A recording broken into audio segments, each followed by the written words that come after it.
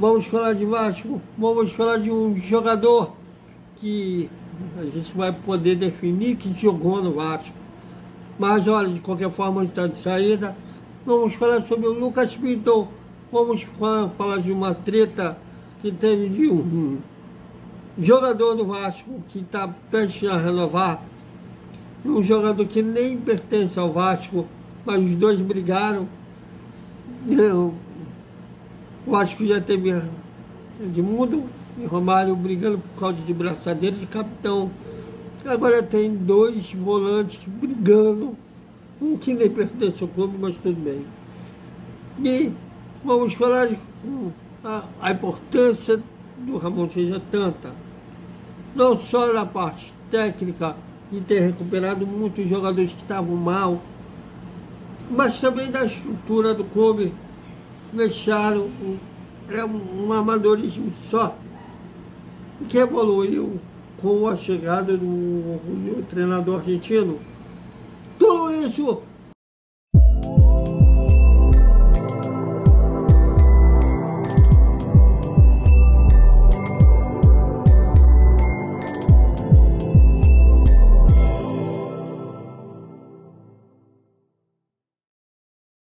desperta, Vascaíno!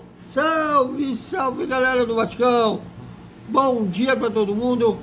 E lembrando que ontem o Departamento de Comunicação do Vasco oficializou que a gente vinha falando, que a reapresentação do elenco será no dia 6 de janeiro, não sei se é sábado ou outro, já visando a temporada de 2024, que o Vasco vai disputar o Campeonato Carioca, a Copa do Brasil e o Campeonato Brasileiro.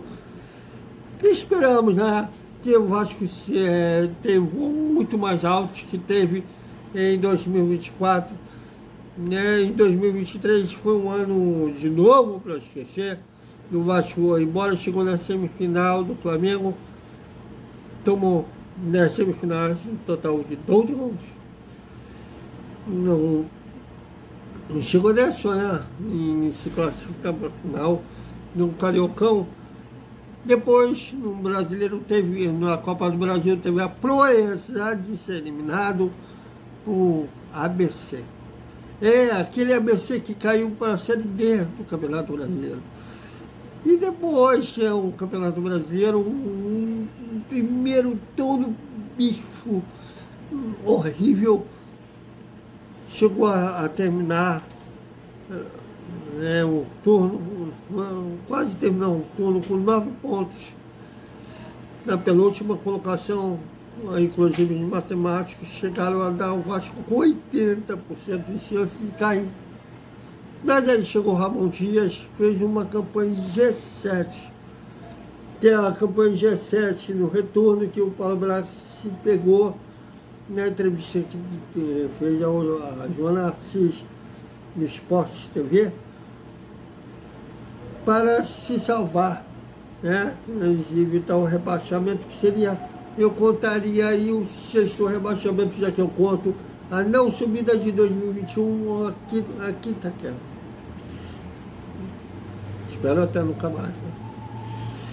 E o lateral esquerdo, Jefferson, está de saída. O Vasco já comunicou que não vai contar com o jogador em 2024. Ele foi emprestado, não foi aproveitado. Periodicamente ele fazia parte da lista de relacionados para os jogos, mas que entrou. Eu estou vendo que daqui a um tempo vai ter o Jefferson enfrentando o Vasco em alguma agremiação, e a gente falando, a gente vai acabar esquecendo que a gente vai falar, jogou no Vasco. Mano, eu acho que ele teve um emprego que todo mundo gostaria de ter. Né? Ele não jogou, mas ganhava o seu salário em dia. Mas não era culpa dele também. já que era uma opção do Ramon Dias. O Ramon Dias não gostou do futebol do jogador, pelo jeito, já que ele não foi aproveitado. Inclusive, quando o Lucas Pinto não podia jogar por algum motivo, né, suspensão, nem assim o Jefferson era posto no lugar, que teoricamente era para ele entrar no lugar do Pinto, já que era lateral esquerdo de ofício também. Mas não é assim, então não é um cara que depois a gente vai até tomar susto de quando ouvir que... Bom, e depois de falar no Pinto, o Vasco espera que ele terminou um brasileiro em alta, foi um jogador que fez mais cruzamentos certos no último Campeonato Brasileiro e, né, e também o maior número de assistências. Então, terminou um brasileiro em alta e o Vasco espera que ele continue crescer ainda mais em 2024, que quem sabe o Vasco até fature com uma futura venda, suposta, né? Supostamente. Já que o Vasco conta que ele seja convocado, ele tem possibilidades, já que ele tem dupla cidadania, tanto brasileiro quanto italiano, ser convocado tanto ou na seleção brasileira ou na seleção italiana. Inclusive, o técnico da seleção italiana já mostrou interessado em convocar o Lucas Pinto. Você pensou se o Lucas Pinto é convocado para a Eurocopa? Valorizaria muito o jogador e o Vasco, como ele é ativo do clube, teria um bom lucro com ele. Nós vamos jogar, não, eu acho que não é hora ainda de vender o Lucas Pinto, né, dessa temporada 2024 toda, quem sabe com o Vasco se classificando para uma Sul-Americana ou para uma Libertadores, ainda valorizaria ainda mais o passe do jogador, que aí o Vasco poderia vender um jogador muito caro. Vamos torcer que o Lucas Pinto brilhe em 2024. E vamos falar também sobre... Tu acredita que tem o Vasco teve já 2 craques brigando por causa de uma abraçadeira de capitão, né, como o caso do Romário de Mudalhache? Parece que eles vivem dessas turras até hoje. O Zé Gabriel, né, que está, como eu falei no Boa Noite ontem, próximo de anunciar a renovação de contrato, né, que é um jogador que no início da temporada, se quer fazer os planos, o Vasco já estava pensando em negociar ele, quanto o Ramon Dias conseguiu se recuperar o jogador e terminou como o titular absoluto do meio campo do Vasco. Com o Souza.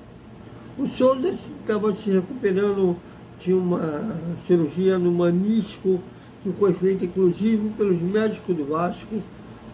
Ele vinha treinando no centro de treinamento Moacir Barbosa e eles davam indiretas que sonhava, já que ele era vascaíno assumido, inclusive quando ele estava aqui no Brasil, ia torcer nos Jogos de São Januário, e ele dava indiretas que queria voltar a Vasco, onde ele foi campeão da Copa do Brasil em 2011 e tudo mais. E com o Paulo Brax ele tinha um acordo verbal, não chegou a assinar nada, mas tinha um acordo verbal. Porém, o Paulo Brax foi demitido e o Alexandre Matos não mostrou interesse. E ele assinou com a Turquia. E olha aí, ó. O Zé Gabriel fez um post irônico que seria para o Souza. E o Souza respondeu, depois apagou, mostrando as taças que ele conquistou na carreira. Bom, o que eu posso falar disso é o que eu já falei. O Vasco já teve craques brigando, agora tem que estar com desculpe, com todo o respeito ao Souza. E o Zé Gabriel também, dois bons jogadores, mas não craques. Brigando. Mas a gente fica imaginando se o Souza acertasse com o Vasco, pelo menos que da parte do Zé Gabriel, o ambiente não seria bom. De uma certa maneira, então, o nome do ambiente foi bom do Souza no tempo. E aí, ó, como era o vestiário antes do Ramon Dias, vocês estão vendo a imagem, parece uma coisa bem amadora. E a chegada do treinador argentino, ele pediu melhorias que foram acontecendo.